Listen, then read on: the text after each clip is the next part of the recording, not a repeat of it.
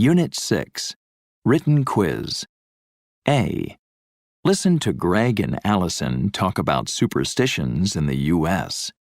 Circle true or false for each sentence.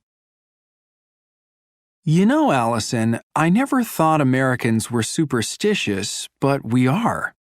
Why? What do you mean? Well, just last week, I was looking at my map of the downtown area, and I realized there isn't any 13th Street. I hadn't ever noticed that.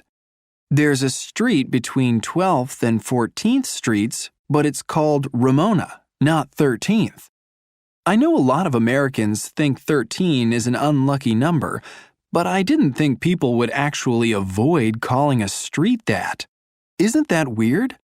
Yeah, but I'm not at all surprised.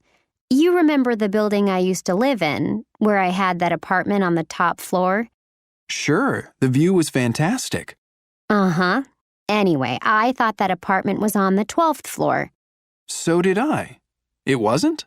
No, they called it the 12th, but it was actually on the 13th. See, the first floor and the ground floor are usually the same thing, but in that building, the ground floor was called something else. Really? What was it called? It was called the plaza level. Then the floor above the plaza level was called the first floor, and so on. So the top floor was called the 12th instead of the 13th. Get it? Oh, I see.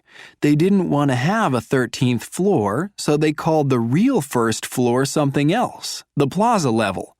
Exactly. So I think Americans can be pretty superstitious after all. Maybe they think people won't want to live on 13th Street or the 13th floor, so they just make it disappear. Don't you think that's strange? Yeah, it really is.